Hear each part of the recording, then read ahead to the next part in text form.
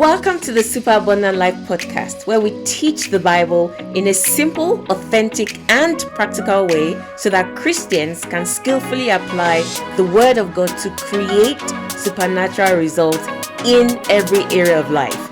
This is your host, Olawumi Brigwe.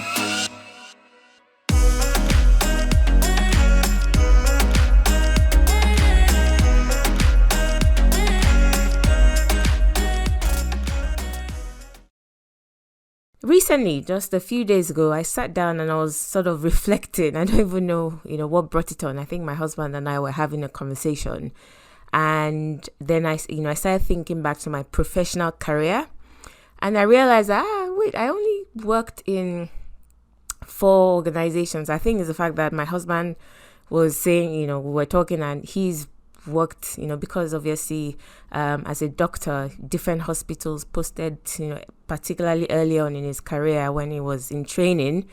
So he's lived or visited so many parts of England that I've never been to. So I think that what brought it on. And then I thought about my own professional career. I'm like, I've worked in a total of 4 organizations. I think over a 15-year period. So I worked in 4 places over a period of 15 years. And as I sat down, so I used that as an opportunity to actually reflect on my professional career.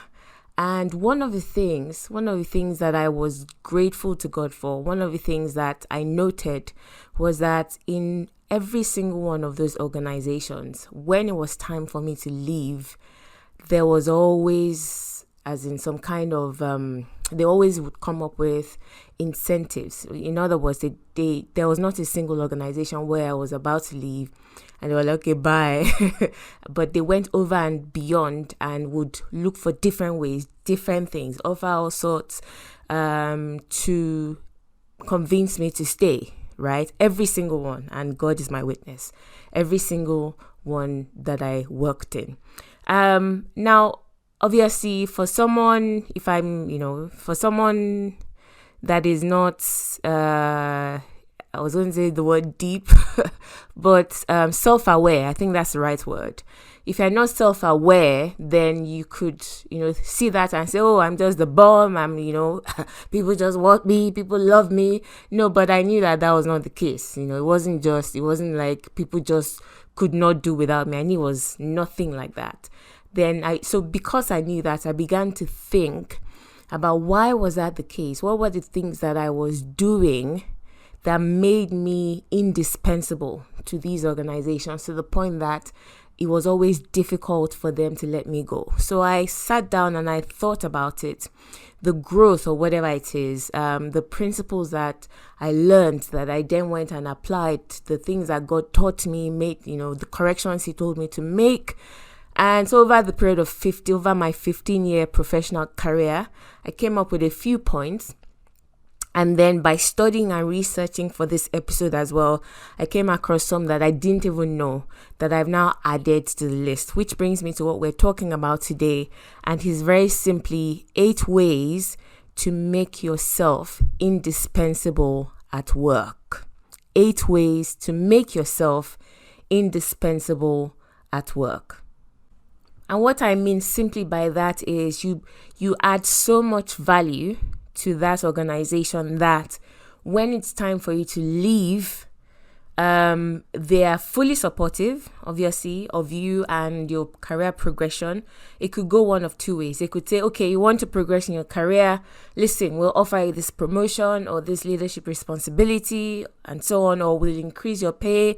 These are things that were offered to me. But it will get to the point as well where you're like, my time is just done here and I need to go. And if that's the case, they will send you off with, goodwill. They will tell you that you've done a good job, etc.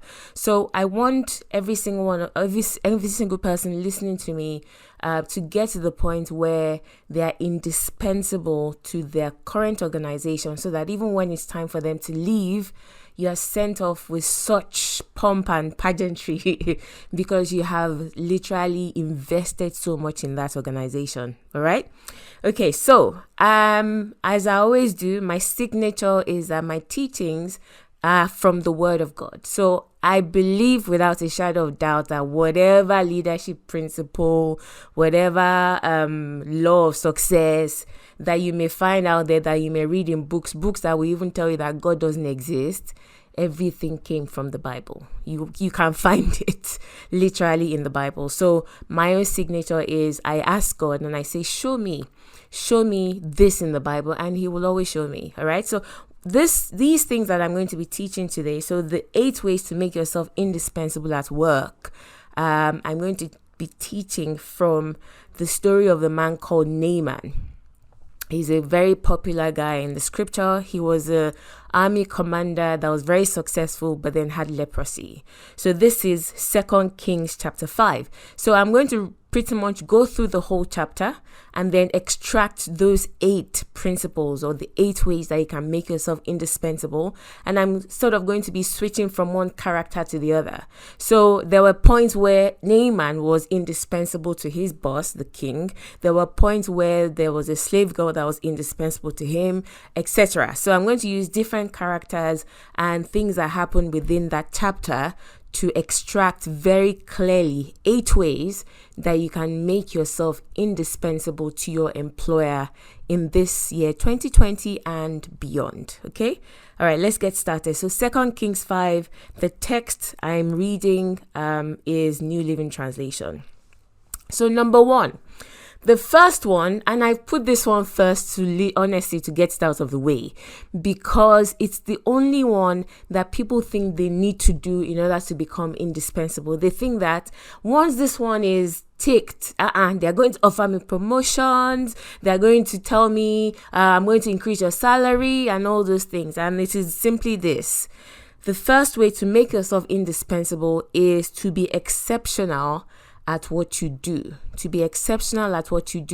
but there's so much more. People think that once I'm good at my job or exceptional at my job, then that's the only thing I need for me to be indispensable. No, it's not.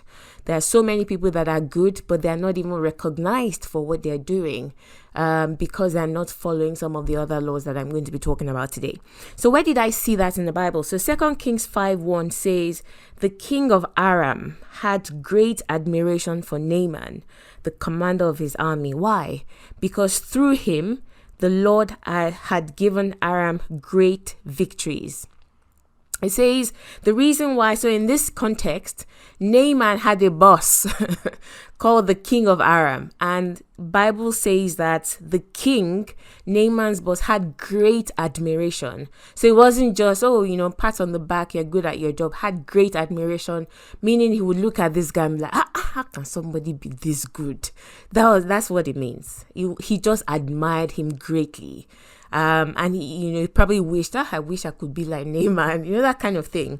And it was extremely valuable to him as well, because someone that is giving you a lot of victories against enemy kingdoms, you want to keep that person close to you. You want to keep them near you. You want to make sure that they're always working for you and not for the competition. Right. But the other thing I wanted to point out is this. Notice that it says God gave Naaman those great victories. Yes, be exceptional at what you do and, increase your skills, gain knowledge, put yourself in a position where you continually learn and gain experience, etc. But I want to specifically mention here today, don't neglect your God factor. So many Christians separate the church and the state. What that means is, so you go to church and you pray in tongues and there's word of knowledge and gift of healing and all those things. But then once people walk out of the 4 walls of a building, they think that the influence of God in their lives has ended. Right? So they don't feel like God can actually come and influence what they're doing in their workplace. And one of the things that I learned very early, and I think it's one of the greatest lessons I've learned in my life, is that listen, God wants to help you. He wants to, he wants to produce exceptional results through you that will make people's jaws drop. Like, how are you getting these kind of results? right? So engage your God factor. Bring God into your situations. So when people sort of think about bringing God into their workspace, they tend to only limit it to, I want to pray for a better job. So I'm praying to God, Lord God, I need a better job. God, I need a promotion. God, I need more money. Give me a job that's paying more. So prayers along the give me. But what you should actually realize is the way you actually bring God into the work of your hands is by taking whatever you're working on to Him in prayer. So you literally take your 5 loaves and 2 fish and take it to Him, and He will multiply it to the point that people will stand up and will take notice. All right. Yes, pray about promotion, pray about getting a new job that pays you more, etc. But I'm telling you that the quickest way and the most spectacular way you can get that without ever praying for a higher paying salary, right? A job that pays higher salary is to do what I'm telling you today. So whatever it is you're doing, whatever it is, right? Take it to God in prayer. Even if you're not the team lead, even if you're the smallest person on the team, that you're just there to take notes in a meeting, it doesn't matter. Commit it. Whatever pray about the team. One of the things that I learned from my husband is you buy into the vision of whatever organization or a church or whatever. If you're in a space and you're part of it, you should buy into the vision. You should take it to God at the beginning of the year or when you start a new job and you say, okay, God, this is the vision of the CEO of this company. What is my own role? How can I interpret the vision in a way that will bring multiplication to the company? That was what Joseph did. So Joseph interpreted the vision of Pharaoh, and as a result of that, abundance came to Egypt. That's what we're supposed to do.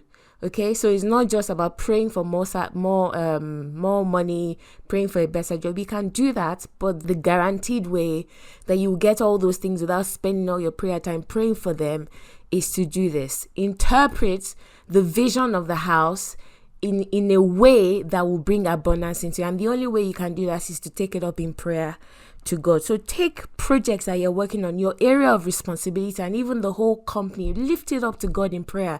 Ask God to multiply, ask God to give divine ideas that will bring increase into that organization.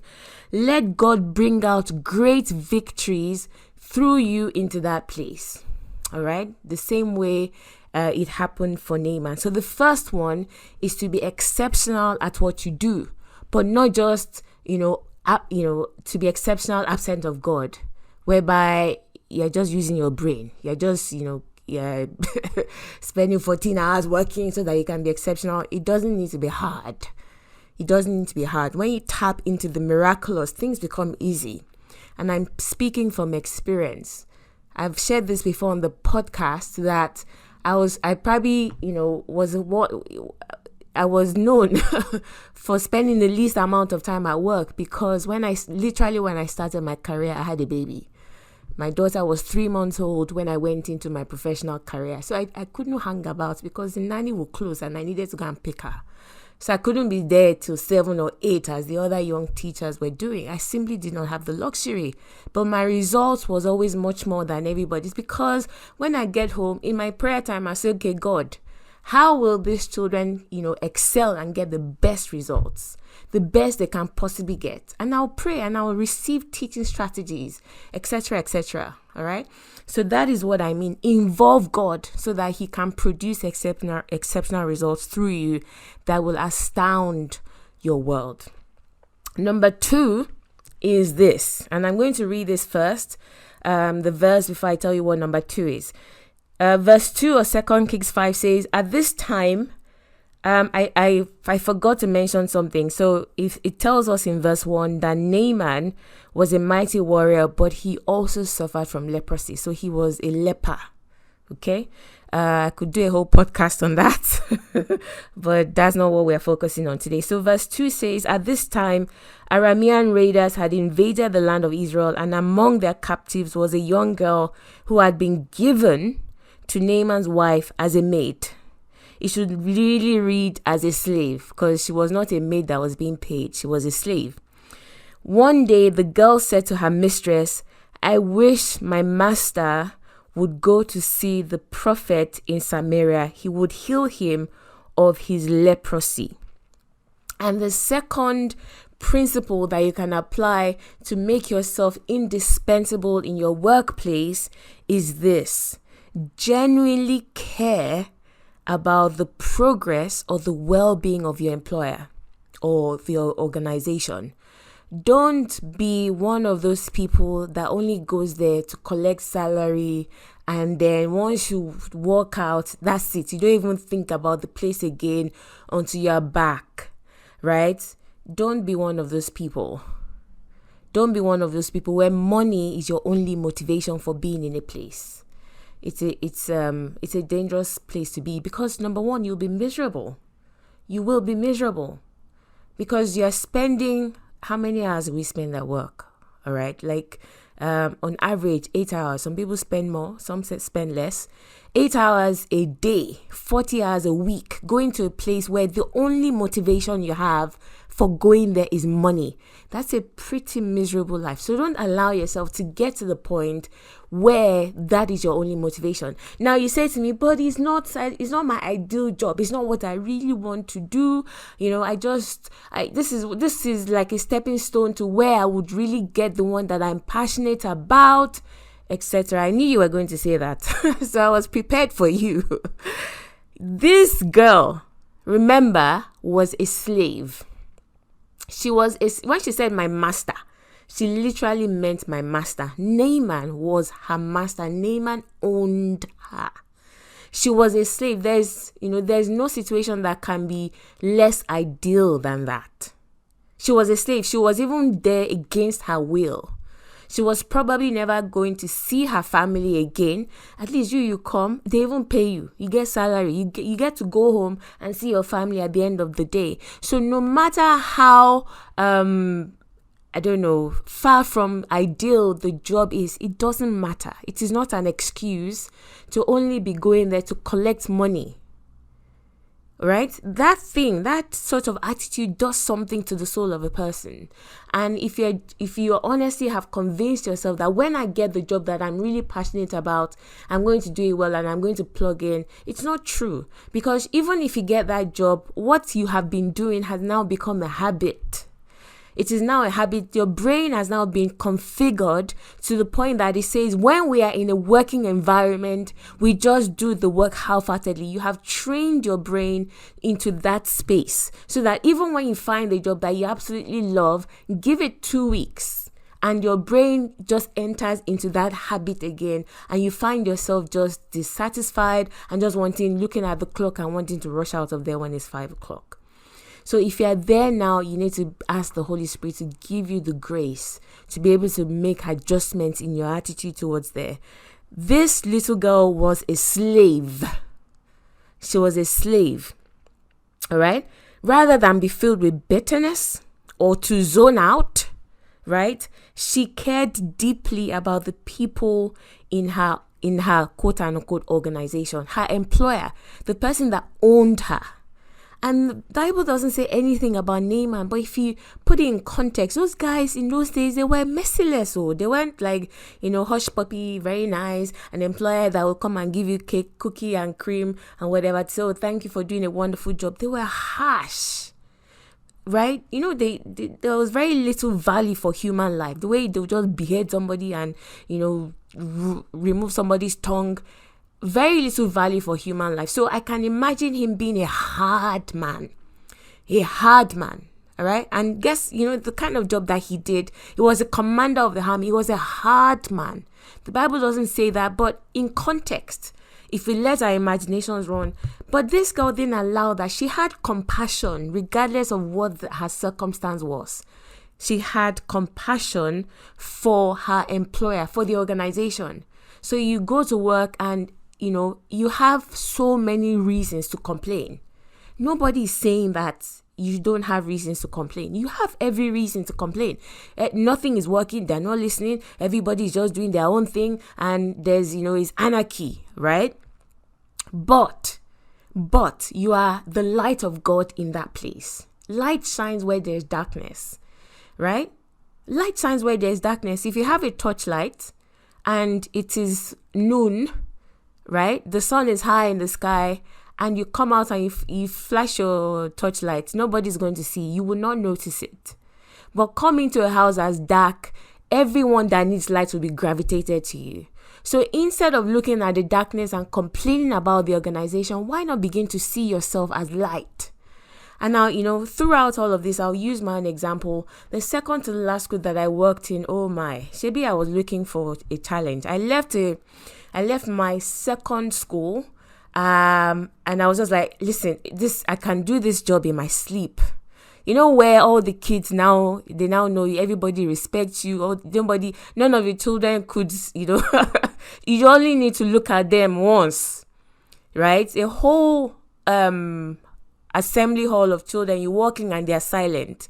Do you understand? I'm like, this is, I need a challenge. So they said stay. I said, I'm not staying. I need a challenge. I went to the place where, there was a challenge. The first few weeks, I was like, who sent me?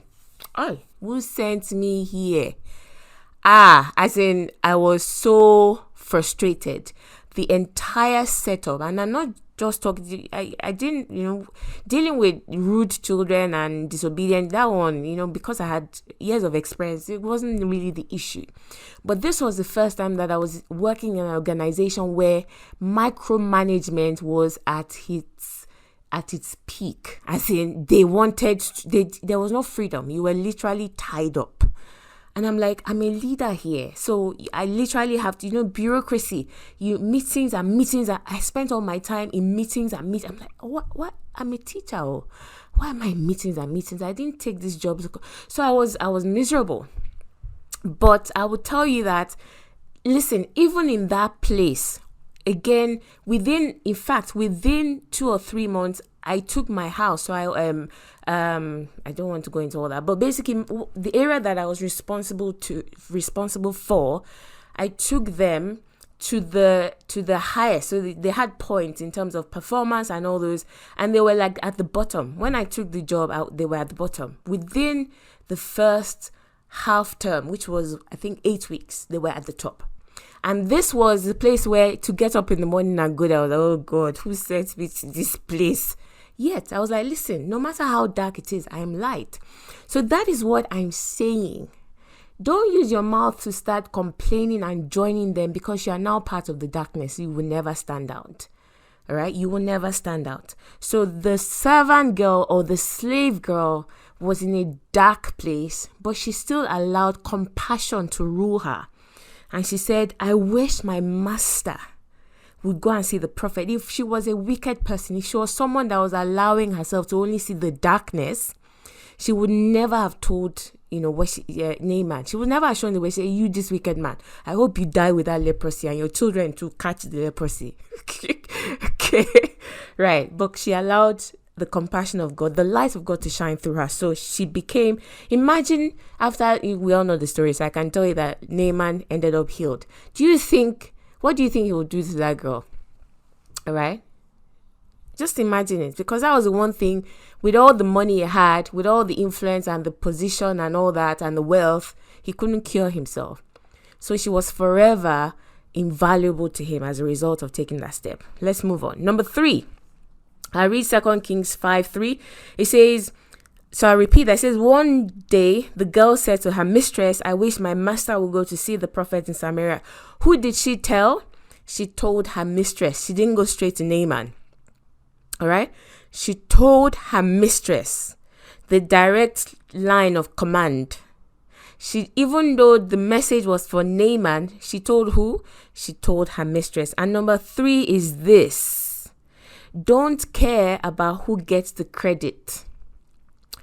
Don't care about who gets the credit.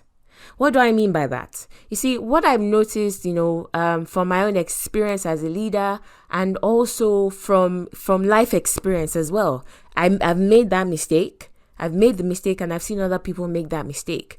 What I've noticed is that some people sabotage their chances of making progress or promotion or whatever it is because they only want to share all their good ideas with the quote unquote boss or the most influential person in the room, even though there are multiple layers of accountability separating them and that person.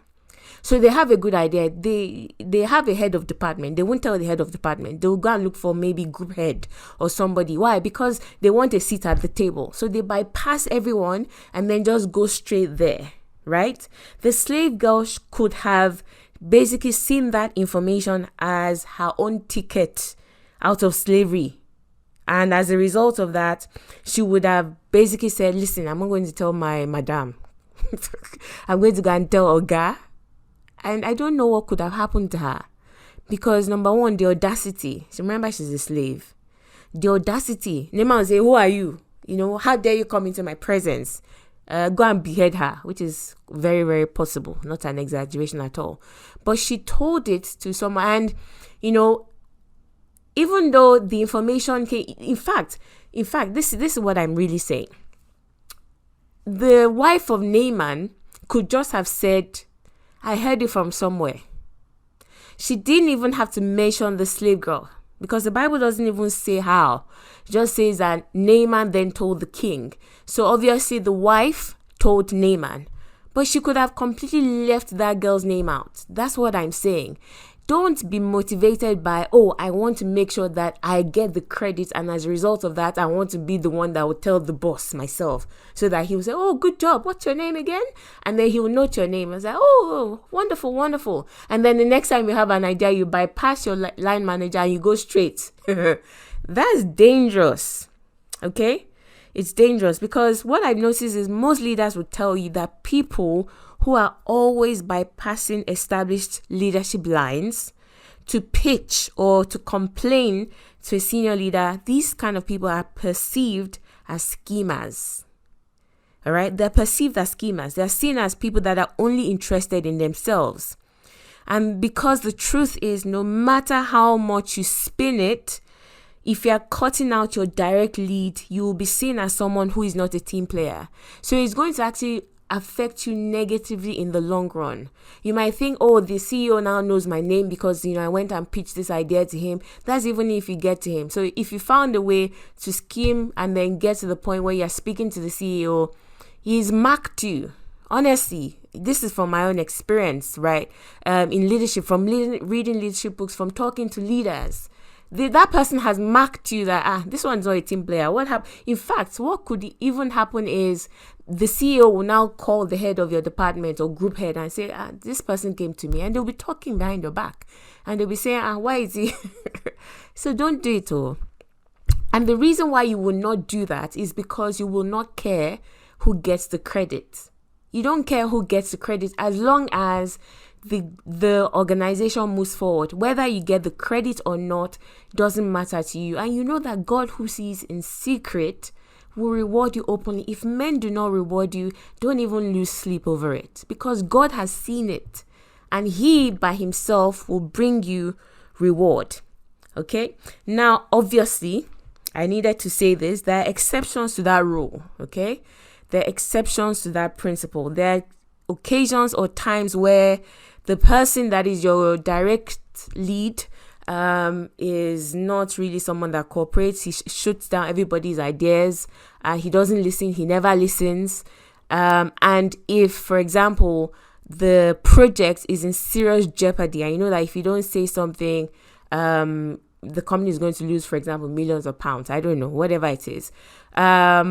So there might be, I don't even know if in that situation it's even right to bypass them. I don't know. But personally, if you go by the rule that don't care who gets the credit. So if you have a brilliant idea, give it to your department head. They may reject it and say that's nonsense. But trust me, that idea will speak. It will find a way to speak, and they might not come back and apologize for rubbishing your idea in the first place. But you've done your part. So just present it, give it as a gift to the team, and the Lord who sees in secret will reward you openly. And as I said, people tend to mark people like that as schemers and people that are not team players. So you want to avoid that. Number 4. So let's move on. Number 4, I'm going to read from the Bible again and then come and state what number 4 is. So verse 4. I'm reading 46. It says, so Naaman told the king what the young girl from Israel had said. Go and visit the prophet, the king of Aram told him. So he went to his boss. Okay, so he immediately took that information or the help that he needed and he went to his boss. I will send him. So the king said, I will send a letter of introduction for you to take it to the king of Israel. So Naaman started out carrying as gifts 750 pounds of silver. The guy was loaded, man. 150 pounds of gold and 10 sets of clothing. The letter to the king of Israel said, with this letter, I present my servant Naaman. I want you to heal him of his leprosy. Now, this number 4, this fourth principle that will help you become indispensable in your organization, particularly to maybe your boss or the CEO or people generally, people that hire and fire, is this. Now, I'm going to make the statement and then explain what I mean so that people don't misunderstand. And it is this: to expose your vulnerability in whatever, in your personal life. So in personal matters, don't come across as someone who's perfect and never needs help. Okay. So expose your vulnerability in personal matters. What do I mean by that? So I need to explain this for you to understand what I am saying. See, people love being asked for advice. Did you know that? People love being asked for advice. Now, I'm not, let me let me be clear. This was not work related. This was a personal matter. It was a personal issue that Naaman was dealing with. So it wasn't like his boss, King of Aram, said, okay, go and conquer this kingdom. And then he'll now come and say, hey, so what do you think I should do? Hey, so I tried this. No, don't do that too, because people find it annoying. That's not what I'm talking about. So Naaman was exceptional in his work. If he was told to go and do something, he came back with exceptional results. So this is not work related. It was not related to his work. But in his personal life, he was going through something. All right. So, but in spite of that, he was still crushing it. Even with his personal issues, Naaman was still being exceptional in his job. So I'm not talking about where people will use personal challenges as a crutch to underperform. I'm not talking about that, not even remotely. He had already demonstrated excellence at his job, regardless of what he was going through in his personal life. But here's what I'm saying, and I'm going to give you an example because remember, I sat down and I meditated on my 15-year career, and I saw an example more than once actually of this, right? He had demonstrated excellence, well taken. But what endeared him even further to the king was the fact that he had come to him for help. Now here's a secret. If you're a top performer, all right, in your organization, your employer is always looking for opportunities and ways to invest in you over and beyond the call of duty, right? So that you can feel more connected to the company and you won't want to leave. That is actually a leadership principle.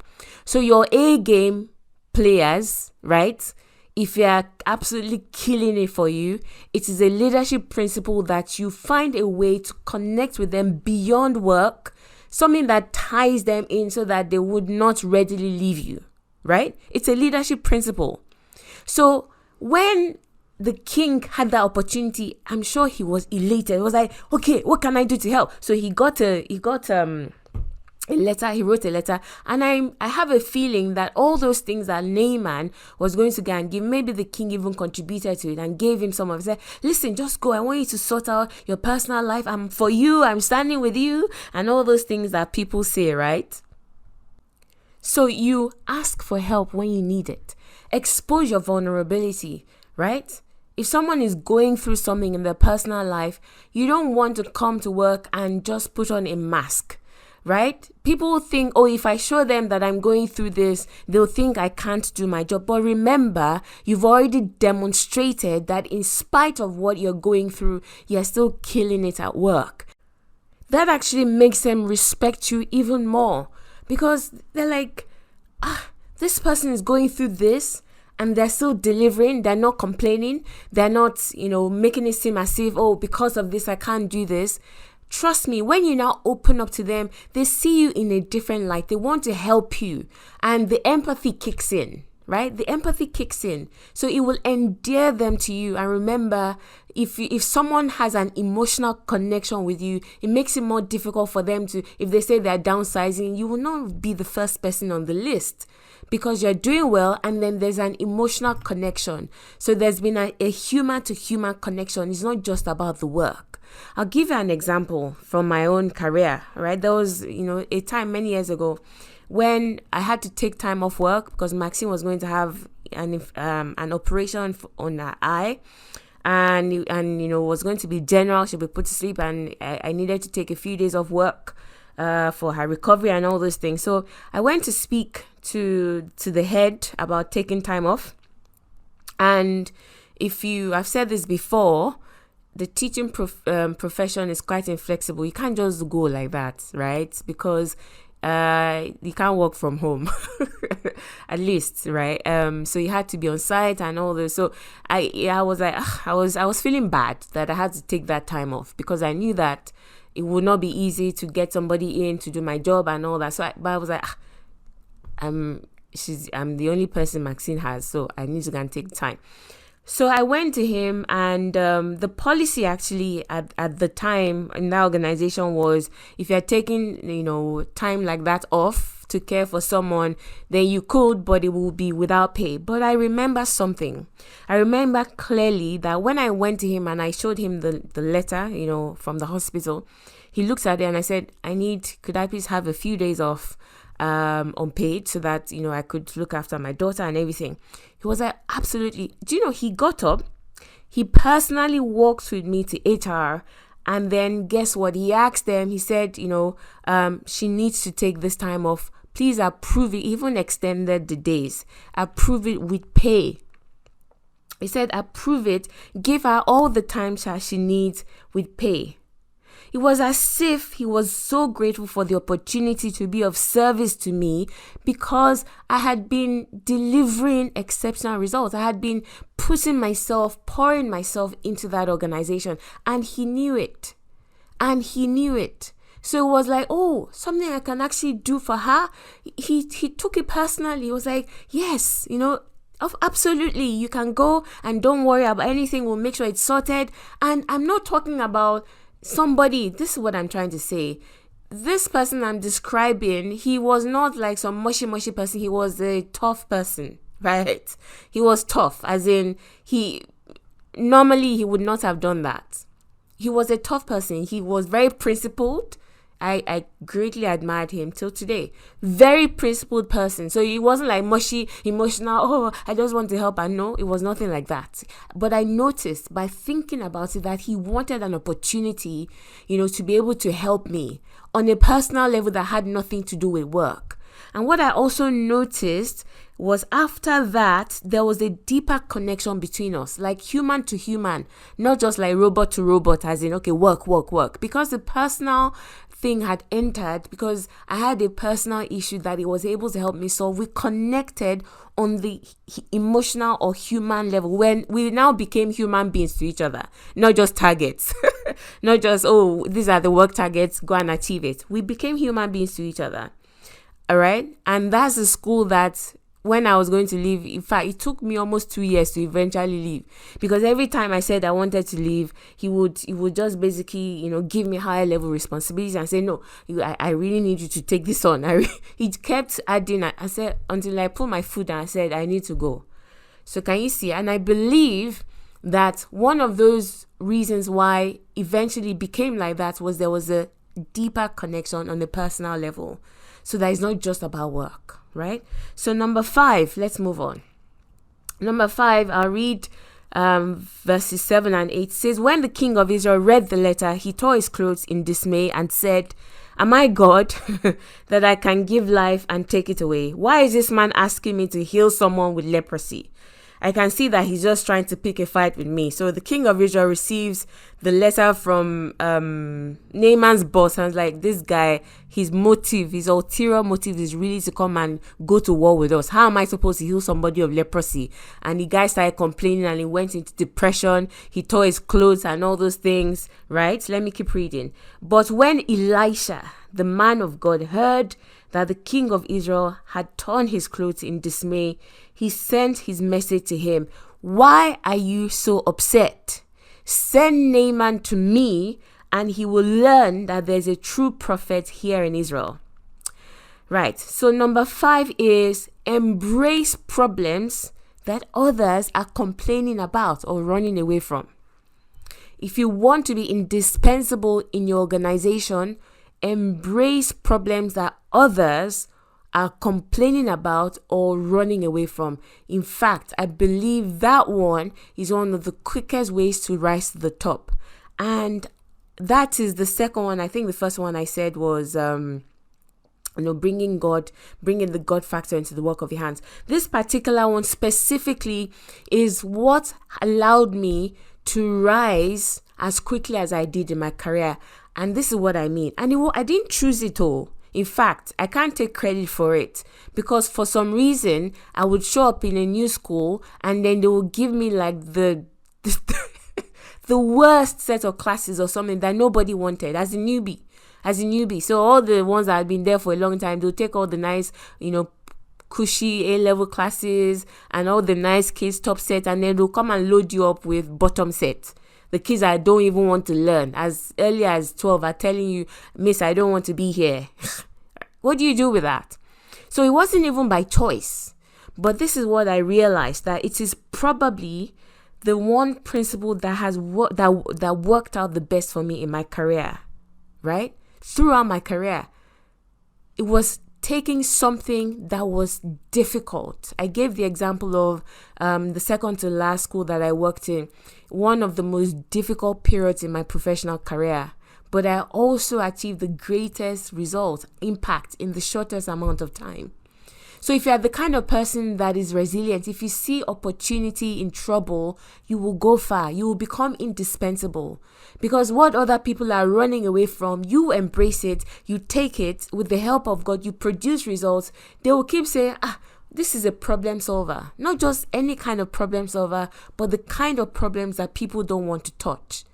Okay, that will definitely set you apart. And there's so many examples. I'll give you just one example. And that is, so when I went into middle leadership for the first time, I became a head of year. And this was probably the third year of my teaching career. So I was fairly new, in teaching. And then I was now a middle leader. I was a head of year, and head of year means you are responsible for the pastoral well-being of approximately 200 students, and then you had your own team that you worked with of teachers, etc. So I became a head of year, and guess what? As soon as I was appointed for that role, Ofsted showed up. So Ofsted is the governing body. Is it governing body that I'll call it? Regulatory, that's the word, the regulatory body of schools in England. So they will come and they'll visit your school, and then they'll give you a rating or whatever it is, areas of improvement or whatever. So they came. This is me. I was newly, in fact, it was a year 8 group, so I was head of year 8. I was newly appointed. I was literally like a week in the job. Ofsted showed up, and in almost every class, that Ofsted lessons department rather, so they went to the science department, observed lessons. Year 8 students were highlighted as being the most disruptive. They went to maths, year 8. They went to English, year 8. As in all around the school, even in the playground. They were particularly singled out as the most badly behaved and disruptive students in the whole school. Hey, Jesus, I feel, what have I done? Who sent me? But to be honest, even though that was like the initial reaction, something inside me was just stubborn enough to say, No, this is my opportunity. No, these kids, they're throwing their education away, and the compassion rose up within me. And straight away, as soon as the Ofsted report landed, I began to put a plan in place straight away. In fact, as I'm talking now, I'm remembering the audacity. I was young. I was a young teacher that had been given that role. But I went to God, I said, God, I need ideas. And these children, I need to sort them out. I went to God and I began to, get ideas, and I wrote, a plan. By the next day, I had gone and presented it to the head and said, this is what we need to do. And he had this huge grin on his face, like, who is this girl? He was so proud of me. I could tell it was written all over his face. And he backed me 100%. And I began to put those things in place. I called the meeting of all the parents. I said, get in here. I said, all the parents. I wrote them a letter. I said, I want you, I want to have a meeting with you. And I did all that. He was there at every meeting, right? And honestly, true to God, before the end of that year, in fact, I don't even think it stretched the whole year, they were one of the best behaved students in school. And I took that year group through for another 2 or 3 years before, I think they passed on to sixth form or something. And by the time they were leaving, they had been so successful that in the history, and a lot of these things, people might think I'm lying, but God is my witness, okay? In the history of the school, the results they achieved was the best. In the history, a school that had been there for, I don't know how long, a long time. From the worst behaved. And my entire professional career is littered with stories like that. That was just one that I just decided to share. Littered, right? In the place of pressure, diamond always comes out. If you embrace problems that others are complaining about, there is no better way to distinguish yourself in an organization. Okay, I have 3 more very quickly. Number six. Now this one I found particularly interesting, right? I'll read from verse 9. It says 9 to 12. Naaman went with his horses and chariots and waited at the door of Elisha's house. But Elisha sent a messenger out to him with his message, go and wash yourself 7 times in the Jordan River. Then your skin will be restored and you will be healed of your leprosy. But Naaman became angry and stalked away. I thought he would suddenly come out to meet me, he said. I expected him to wave his hand over the leprosy and call on the name of the Lord his God and heal me. Aren't the rivers in Damascus, the Abana and Pharpar, better than any of the rivers in Israel? Why shouldn't I wash in them and be healed? So Naaman turned and went away in a rage. Now, I like to always look at things from 2 different perspectives. Whenever the story of Naaman is taught, people just look at him as some arrogant guy. I mean, a prophet of God is telling you to go and dip in the river and you're like, me, I'm not dipping in any river, right? We see from only the perspective of Elisha. But I always like to turn around and see from the other person's perspective. So if you actually look from Naaman's perspective, he probably was justified in what he was saying. Why do I say that? Probably the prophets in his own country, if he went to them for anything, that is how they would have responded to him. So in his own homeland, in his own culture, where he was probably second in command to the king, every time he walked into a place, people treated him that way. And he had come to expect to be treated that way in his own culture. But the problem now is he was no longer in Aram. He was now in Israel, a completely different culture. Elisha was not one of the prophets of the gods in his own country. Elisha was a prophet of God. And there was no way. And one of the particular things about the Israelites was you don't bow. You don't make graven images. So you don't bow before a man. All right. A prophet of God would not have bowed before him and say, oh, king, oh, king. Did you see the way in the Bible prophets talk to kings? Like, thus saith the Lord. They'll even be pointing their finger in their face. So it's a completely different culture. But he didn't understand that. He did not understand that. And as a result of that, he got offended. So Number 6 is respect other people's rules. Respect other people's rules. If you go to another part of the organization, another department, and they do things differently, understand the culture. Understand the culture. If you want to be someone that is indispensable to your organization, don't go and cause disruption. Don't go and bring your own ideas into another culture and say it must be done this way. I mean, what right have you to do that? So what Naaman really should have done, what he should have been willing to do, was to observe and say, oh, how did they do things here?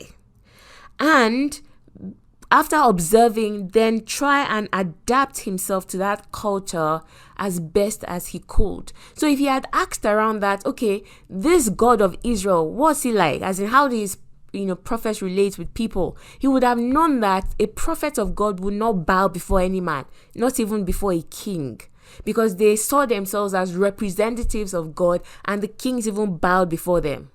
All right. Samuel anointed the first ever king, Saul. And Saul was subject to Samuel. That was the correct order. But where he was coming from, the prophets of the gods served the king, and the king was Lord and master over them. All right? I hope that makes sense. So he should have made his research to say, how is it in this place? Then he would not have been offended when Elisha behaved that way, because he'll understand that, oh, okay, so this is how things are done here. All right? That kind of thing, not being self-aware, and really the key skill here is self-awareness, where people are not aware of the environment and they just go and do things anyhow, the only way they see fit. It causes problem. People will avoid you because you will just be, causing problems everywhere you go, and people will avoid you. All right. Number seven, I'll read very quickly. Verse 13 and 14 says, but his officers tried to reason with Naaman and said, sir, if the prophet had told you to do something very difficult, wouldn't you have done it? So you should certainly obey him when he says, simply go and wash and be cured.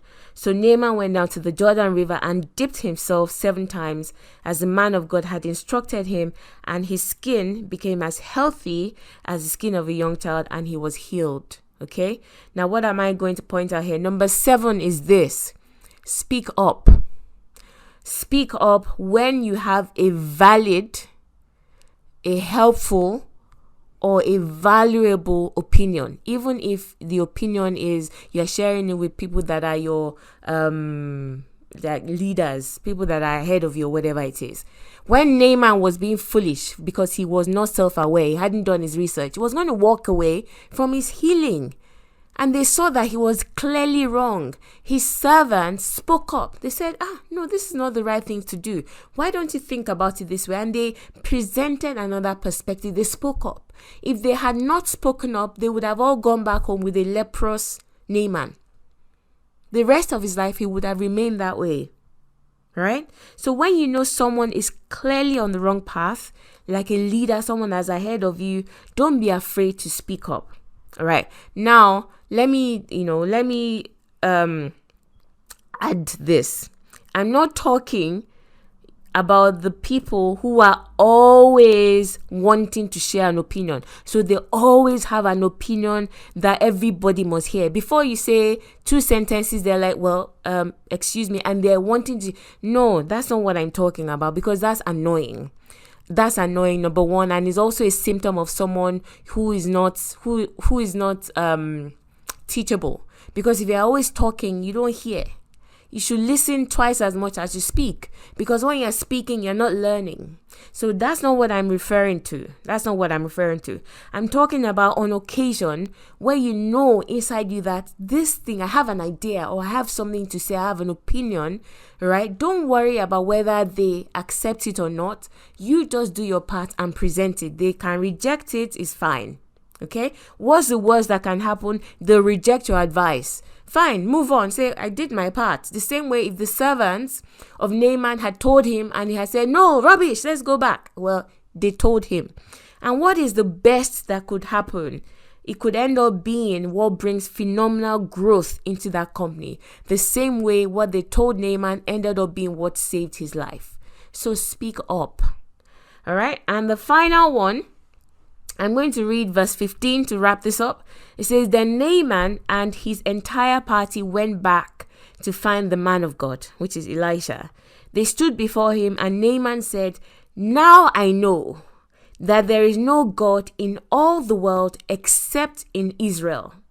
So please accept a gift from your servant. And Naaman even went on to swear to Elisha that I will never bow before any God except the Lord, the God of Israel. And he even said, please pray to the Lord to please have mercy on me, so that if my king is going to worship his own God and he wants to lean on my hand, that I'm just going, because he's going and I can't say no, that God should not, he should have mercy on me. But by choice, I will never bow before any other God but the Lord, the God of Israel.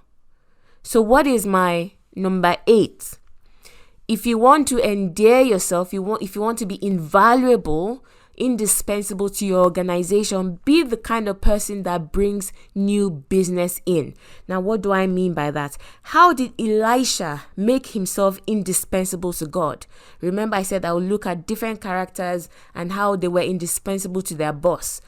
God was Elisha's boss. How did Elisha make himself indispensable to God in that situation? He won Naaman from the gods that were not gods over to God. So he brought in new business for God, quote and unquote. All right, if you want to put it in context. The most valuable employees are those that contribute to their organization's bottom line. So now you might say, I'm not in sales department, but how can you, by doing your best in whatever it is you do, how can that result in expanding the business and bringing money or whatever it is into the business? Because the truth of the matter is, cash is king. If new business isn't coming in, you have no business, period. No matter how good your intention is. And you might say, oh, but you are a teacher. I'm telling you, why do you think schools hold open evenings? Because if you're undersubscribed, the government pays schools based on the number of students they have, right? So if they don't meet the quota of what the building can take, that means less staff, less facilities and all that. So you have to do open evenings.